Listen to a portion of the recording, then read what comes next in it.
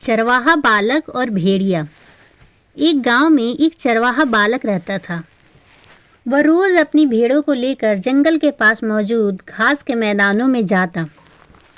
वहां वो भेड़ों को चरते को छोड़ देता और खुद एक पेड़ के नीचे बैठकर उन पर निगाह रखता। उसकी यही दिनचर्या थी। दिन भर पेड़ के नीचे बैठे बैठे उसका समय बड़ी मुश्किल से कटता था। उसे बोरियत महसूस होती थी। वो सोचता था कि काश मेरे जीवन में भी कुछ मज़ा और रोमांच आ जाए। एक दिन भेड़ों को चराते हुए उसे मजाक सूझा और वो जोर जोर से चिल्लाने लगा, भेड़िया आया, भेड़िया आया। वहाँ से कुछ दूरी पर स्थित खेतों में कुछ किसान काम कर रहे थे। चरवाहे बालक की आवाज़ सुनकर वो अपना काम छोड़ उसकी सहायता के लिए दौड़े चले आए।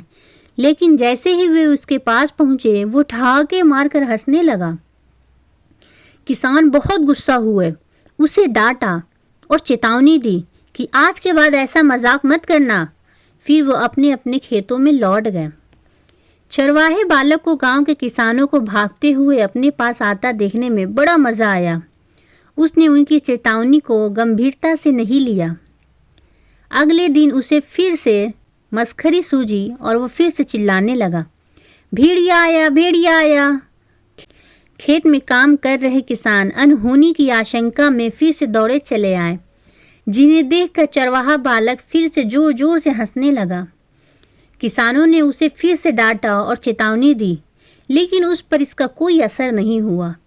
उसके बाद जब तब वो किसानों को इसी तरह भेड़िया आया कहकर बुलाता रहा।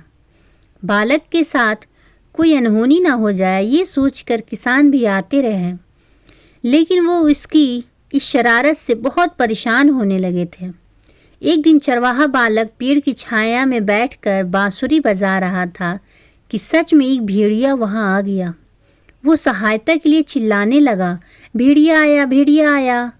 लेकिन उसकी शरारतों से तंग आ चुके किसानों ने सोचा कि आज भी ये बालक उन्हें परेशान करने का प्रयास कर रहा है, इसलिए वो इसकी मदद के लिए नहीं आए। भेड़िया उसकी कुछ भेड़ों को मारकर खा गया।